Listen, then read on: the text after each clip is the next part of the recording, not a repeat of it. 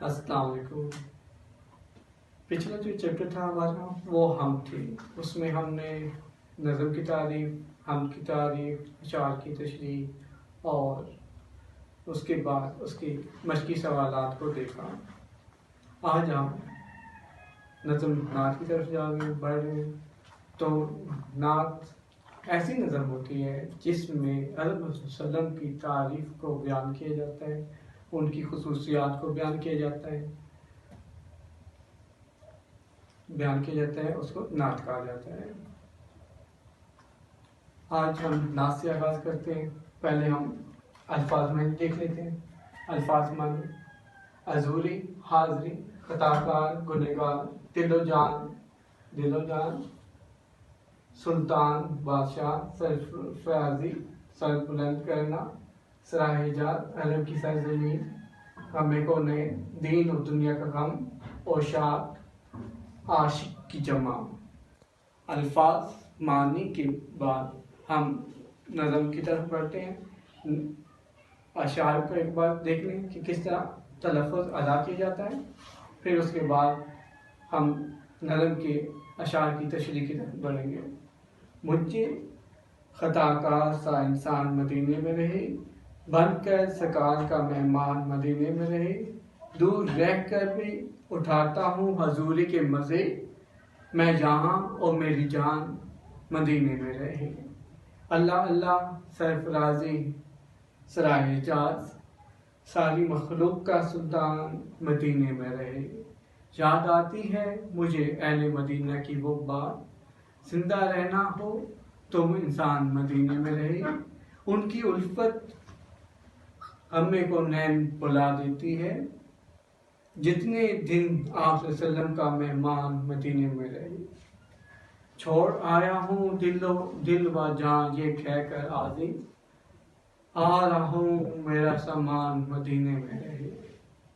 مجھے خطا کار سا انسان مدینے میں رہے، بن کر سرکار کا مہمان مدینے میں رہے۔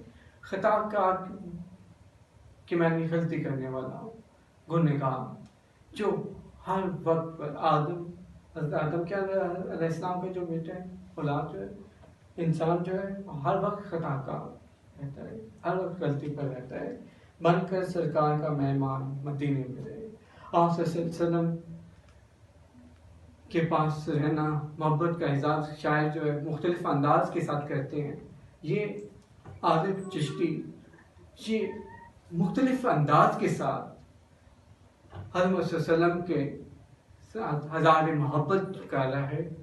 مجھے خدا کار سے انسان، یہ اپنے آپ کو یہ کہہ رہا ہے کہ میں مدینے میں رہوں، میں حضور صلی اللہ علیہ وسلم کی زیارت کر سکوں اور ہر وقت ان کی چہرے کے سامنے، آنکھوں کے سامنے حضور صلی اللہ علیہ وسلم کا زیارت یا حضور صلی اللہ علیہ وسلم کی زیارت کر سکوں، ان کے سکون حاصل کر سکوں۔ ان کو یہ کہ جو جس انسان سے محبت کی جاتی ہے، جس سے محبت کی جاتی ہے، اس کے پاس جا کر اس کا پاس سکون ملتا ہے۔ بن کے سرکار کا مہمان مدینے میں رہو، جن کے اپنے آپ کو مدینے میں حضرت صلی اللہ علیہ وسلم کا مہمان سمجھ رہا ہے اور حضرت صلی اللہ علیہ وسلم کے پاس جاتے ہیں اور ان کے پاس ان کو سکون حاصل ہوتا ہے آپ صلی اللہ علیہ وسلم کے دربار سے۔ دور رہ کر بھی اٹھاتا ہوں حضوری کے مزے، میں یہاں اور میری جان مدینے میں رہے۔ یعنی کہ میں جس جگہ پر بھی ہوتا ہوں، میں دور رہ کر بھی اٹھاتا ہوں حضوری کے مزے۔ حاضری کے، حضرت صلی اللہ علیہ وسلم کے پاس حاضری کے جو مزے ہیں، سکون ہے، وہ ہر جگہ پر حاصل کرتا ہے۔ یعنی کہ آپ جس وقت بھی آپ صلی اللہ علیہ وسلم کو یاد کرتے ہیں، اس وقت بھی آپ صلی اللہ علیہ وسلم کو یاد کر کے سکون حاصل کر رہے ہوتے ہیں، چاہے آپ درود شریف پڑھ رہے ہوں، چاہے آپ حضرت صلی اللہ علیہ وسلم کی نعت کہہ رہے ہوں، یا ان کے متعلق اشعار کا، یا جس مختلف طریقوں کے ساتھ آپ صلی اللہ علیہ وسلم کے ساتھ اظہار محبت کیا جاتا ہے۔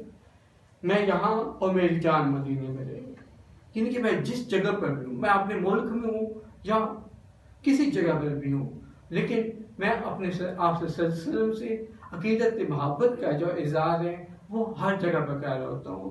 میں ایسا محسوس کر رہا ہوتا ہوں کہ میں ہر وقت جو ہے مدینے میں میرے سامنے آپ صلی اللہ علیہ وسلم کی زیارت مبارکہ میرے سامنے ہے، اور ہر وقت میں آپ صلی اللہ علیہ وسلم کی زیارت کر رہا ہوں، اور اس سے میرے دل کو کا جو سکون ہے اور زیادہ بڑھتا ہے، کیونکہ تمام مومنین کا، تمام مسلمانوں کا جو سکون ہے وہ آپ صلی اللہ علیہ وسلم کی زیارت سے جڑا ہوا ہے۔ آپ صلی اللہ علیہ وسلم کی زیارت سے ایسے الفاظ کے حوالے سے بتایا جاتا ہے، آپ ایسے الفاظ کا ادا کیے جا رہے ہیں جو آپ صلی اللہ علیہ وسلم کی زیارت سے منسلک کرتے ہیں، جوڑتے ہیں۔ آپ صلی اللہ علیہ وسلم کی یاد جو ہے وہ دل میں ہمیشہ بڑھاتے ہیں، اور دل میں جو محبت ہوتی ہے وہ چہرے سے ظاہر ہو رہی ہوتی ہے یا عیاں ہو رہی ہوتی ہے۔ اللہ اللہ سرفرازی سرائے حجاز، ساری مخلوق کا سلطان مدینے میں رہے۔ سلطان کے معنی ہوتے ہیں بادشاہ کے، اللہ اللہ سرفرازی سر بلندی کے معنی میں آتا ہے۔ ساری مخلوق کا سلطان، سرائے حجاز عرب کی سرزمین، ایسی پاک سرزمین جس میں گناہ کا انسان خطا کار کم ہوتا ہے۔ اللہ اللہ سرفرازی سرائے حجاز، یعنی کہ اللہ تعالیٰ نے عرب کی سرزمین کو یہ سربلندی عطا کی ہے کہ مکہ کا خانہ کعبہ بھی اہل عرب کے اندر ہے، اور مدینہ کے اندر آپ صلی اللہ علیہ وسلم کی ذات موجود ہے، جو ہمیشہ انسان کو محبت کا باعث بنتی ہے، سکون کا باعث بنتی ہے۔ ہر سال لوگ کثرت سے آپ صلی اللہ علیہ وسلم کی، اللہ تعالیٰ کی زیارت کے لیے اور حضرت صلی اللہ علیہ وسلم کی زیارت کے لیے جاتے ہیں، اور اس سے ان کی عبادت میں اضافہ ہوتا ہے اور ان کی دلی تسکین حاصل ہوتی ہے۔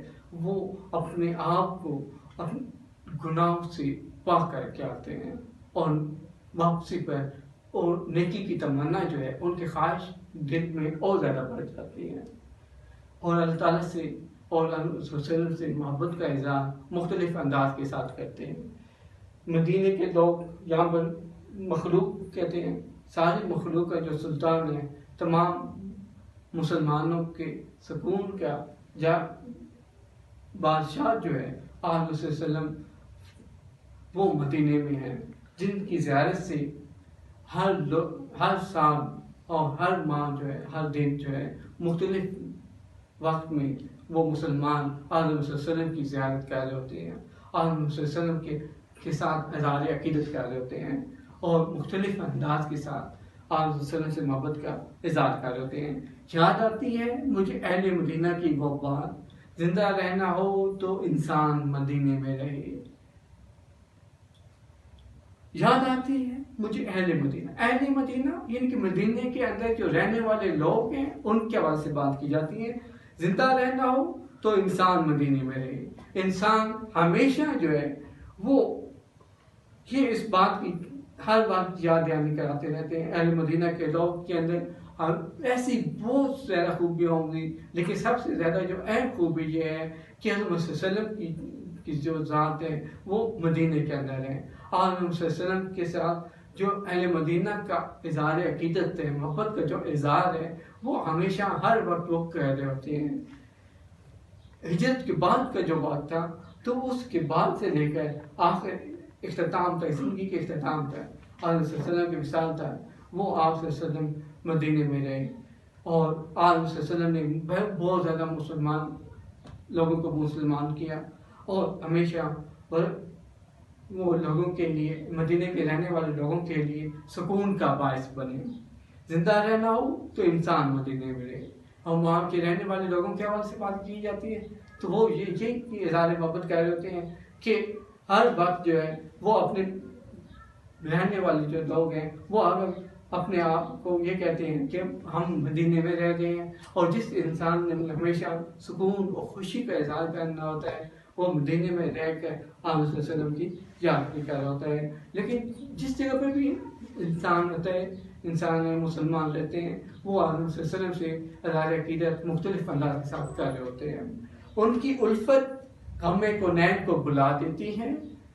جتنے دن آپ صلی اللہ علیہ وسلم کا مہمان مدینے میں، الفت کے معنی ہوتے ہیں محبت کے، غم کہتے ہیں دکھ کو، تکلیف کو، کونین کہتے ہیں دین اور دنیا کا غم، کونین کے معنی بلا دیتی ہے، ختم کر دیتی ہے۔ جتنے دن آپ صلی اللہ علیہ وسلم کا مہمان مدینے میں رہے، ان کی محبت، آپ صلی اللہ علیہ وسلم کی جو صلی اللہ علیہ وآلہ وسلم کی جو محبت ہے وہ دین اور دنیا کے غم کو ختم کر دیتی ہے۔ جو لوگ بھی آپ صلی اللہ علیہ وسلم کی زیارت کے لیے جاتے ہیں وہ دین اور دنیا کے جو غم ہے، جو دنیاوی تکلیفیں ہیں، وہ ان کو بھول جاتی ہیں، اور آپ صلی اللہ علیہ وسلم کے پاس جا کر وہ ان کو تسکین حاصل ہوتی ہے، سکون حاصل ہوتا ہے۔ وہ شاعر بھی، اعظم چشتی بھی مختلف انداز کے ساتھ اپنے آپ کو یہ کہہ رہا ہے کہ میں مدینے میں رہ کر آپ صلی اللہ علیہ وسلم کی ساتھ محبت کا اظہار کر رہے ہوں، اور دین و دنیا کے غم کو ختم کر دیتی ہے۔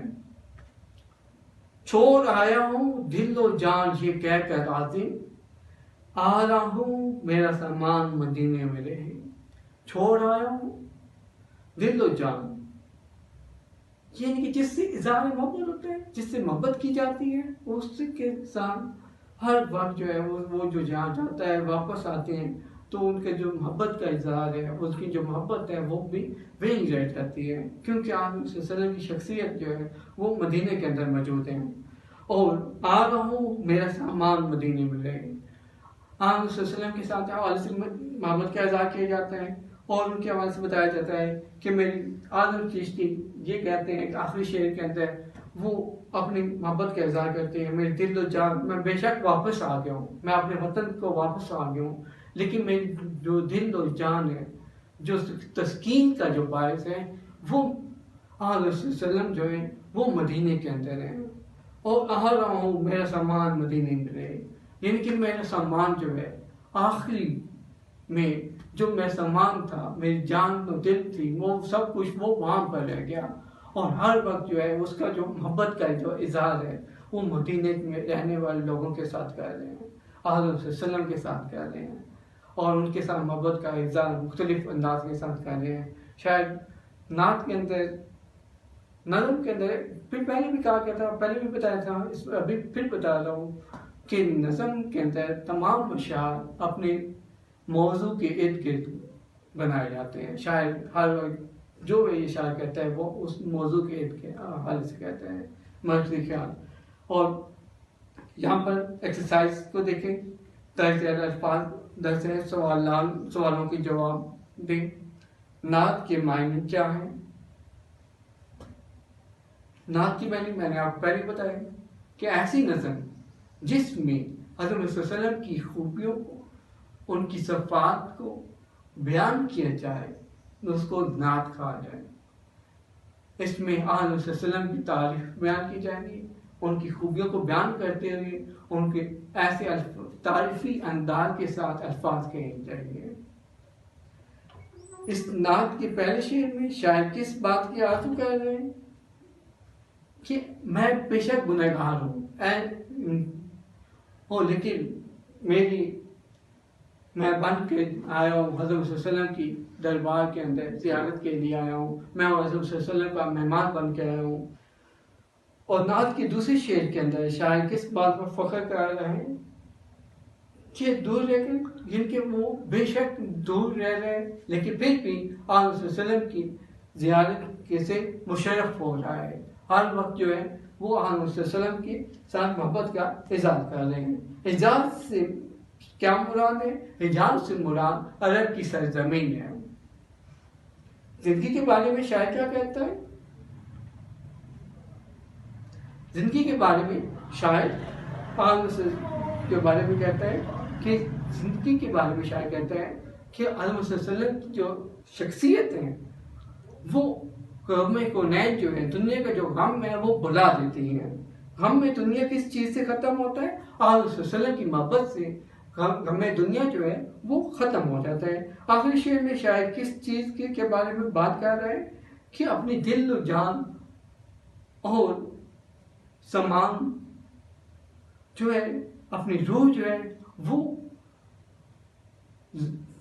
مدینے میں چھوڑ کر آئے ہیں۔ بے شک وہ واپس آ گئے ہیں لیکن وہ حضرت صلی اللہ علیہ وسلم کے پاس سر و سامان اور اپنا دل و جان جو ہے وہ مدینے میں چھوڑ کر آ گئے ہیں ہم. اور یہ اس میں دوسرا سوال جو ہے اسناد کا خلاصہ اپنے الفاظ میں لکھیں، یہ آپ کے پیپرز کے اندر نہیں آئے گا. اور موضوع سوال نمبر 3 ہے، سوال نمبر 3 ہے موضوع ترین لفظ کا انتخاب کریں. دور رہ کر بھی اٹھاتا ہوں حضوری کے مزے. میں یہاں پر آپ کا جو سوال نمبر 3 ہے وہ اس کو حل کر دیتا ہوں.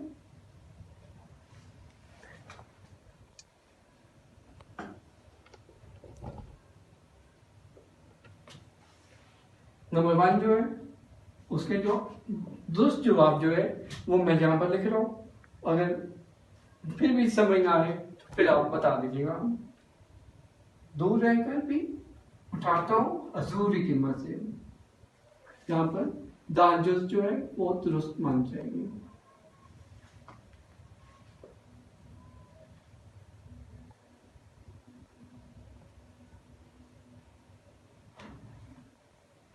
اللہ اللہ سرفرازی سرائے حجاز، یہ دوسرا جو ہے یہ جس کا جیم جو ہے وہ درست کرائے گا.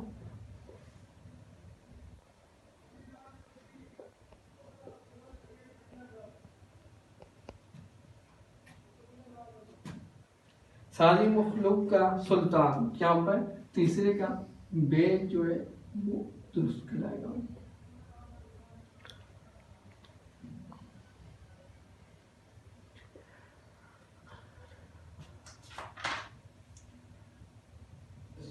یہاں پر جانور دیکھیے، ان سلسلہ کی ان کی محبت، ان کی الفت ہمیں کونین کو بلا دیتی ہے. یہاں پر الف جز جو ہے وہ درست کرائے گا.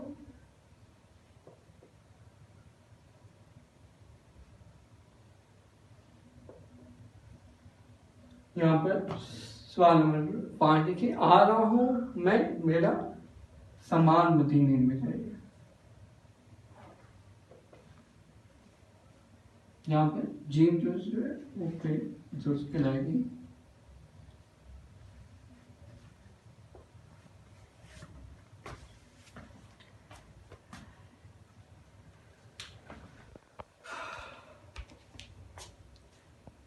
یہاں پر سوال نمبر 5 دیکھیے کہ ایک جیسی آواز والے الفاظ کو ہم آواز یا ہم قافیہ کہتے ہیں. ایسی نظم، ایسے الفاظ جو ایک جیسی آواز دے رہے ہو تو وہ جو ہے ہم قافیہ کہلائیں گے. اور اس کے حوالے سے بتایا جاتا ہے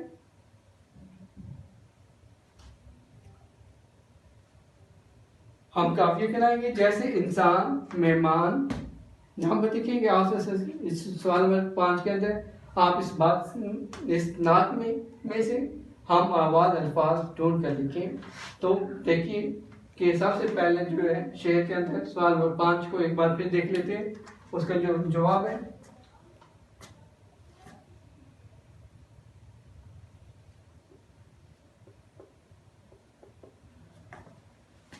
انسان،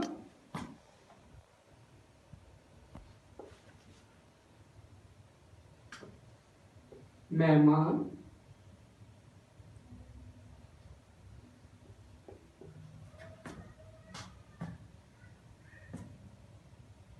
جان،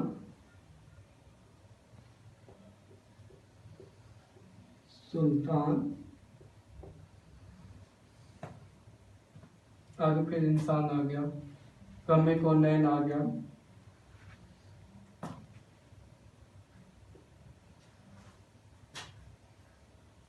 سامان،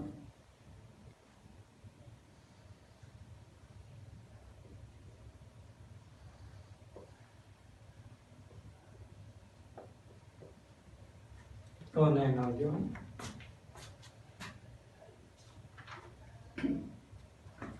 یہ ایسے الفاظ ہیں جو ہم قافیہ ہیں.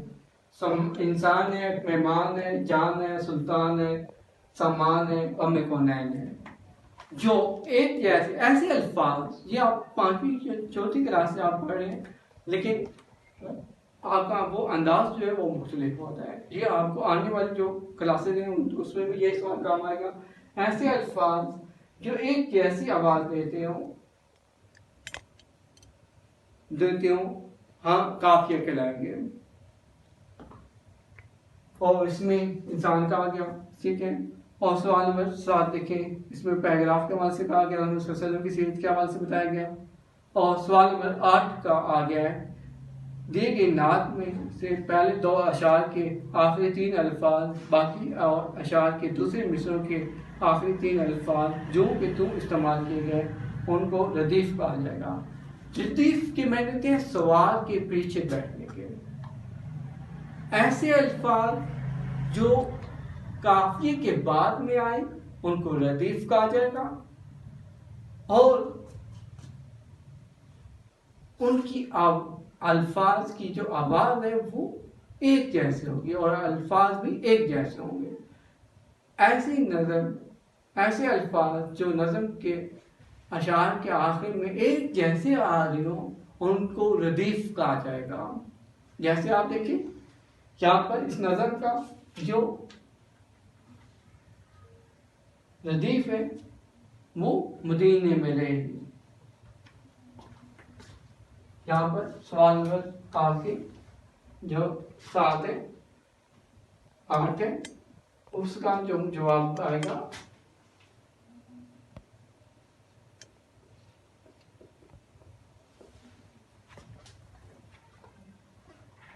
مدینے میں رہے گی.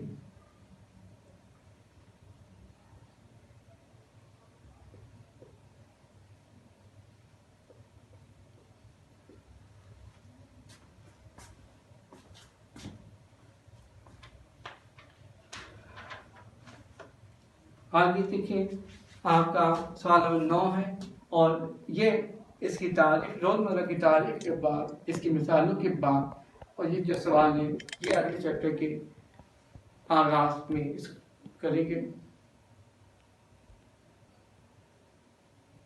روزمرہ بیان کے ایسے طریقے بول چال کو روزمرہ کہا جائے گا جن کے آپ عام حالت میں جو الفاظ کہہ رہے ہیں وہ آپ کے روزمرہ ہوں گے. بول چال جن کے آپ ایک دوسرے دوستوں کے درمیان جو بات چیت کر رہے ہیں اس کو عمل سے بات کی جاتی ہے، جو اہل بیان کے اسلوب اور طریقہ اظہار اور گفتگو کے انداز کے عین مطابق ہو. اگر کوئی فکرہ اہل زبان کے انداز گفتگو کے خلاف ہو تو اسے روزمرہ نہیں کہیں گے. بیان کے ایسے طریقے بول چال کو روزمرہ کہا جائے گا جو اہل بیان کے اسلوب کہتے ہیں لکھنے کے انداز کو، طریقہ اظہار یعنی کہ جو بیان کا اظہار ہے، طریقہ انداز ہے، بات کرنے کا جو انداز ہے جو اہل زبان کا ہے، گفتگو کے انداز کے وجہ سے جن کی بات چیت کا جو انداز ہے اس کے وجہ سے بتایا جاتا ہے عین مطابق ہو. اگر کوئی فکرہ اہل زبان کے انداز سے گفتگو کے خلاف ہو تو وہ روزمرہ نہیں کہلایا جائے گا. آپ اس کی مثالیں دیکھیں روزمرہ کی وضاحت کے لیے. یہ مثالیں دیکھیں کہ میں ہر دن اسکول جاتا ہوں، یہ غلط فکرہ جو ہے درست نہیں ہے. میں ہر روز اسکول جاتا ہوں، یہ فکرہ درست ہے. اس نے تمہیں گالی نکالی، اس نے تمہیں گالی دی، یہ فکرہ درست ہے. اس نے تمہیں گالی دی، یہ فکرہ درست ہے. شور مت ڈالو، یہ فکرہ غلط ہے. اور شور مت کرو، یہ فکرہ درست ہے. آپ نے کہاں جانا ہے، آپ کو کہاں جانا ہے، اس کی جو ہے اس کی وضاحت جو ہے وہ ساتھ ساتھ کہتی گئی ہے. فکرہ غلط فکرہ کی مثال جو ہے وہ ساتھ ساتھ دی گئی ہے. یہاں پر اس نظم کا اور اس کی ایکسرسائز مشقی سوالات کا اختتام ہوتا ہے، اور کل جو ہے وہ اگلے سبق احترام انسانیت کے ساتھ حاضر ہوں گا. اور یہ جو ہے یہ جو کام ہے آج جو کیا ہے اس کی نظم کے الفاظ اور اس کی جو تشریح ہے وہ جو ہے آپ نے نیٹ کافیوں کے اوپر کرنی ہے، وہ تاکہ آپ کے امتحان کے وقت آپ کے کام آ سکے۔ اللہ حافظ۔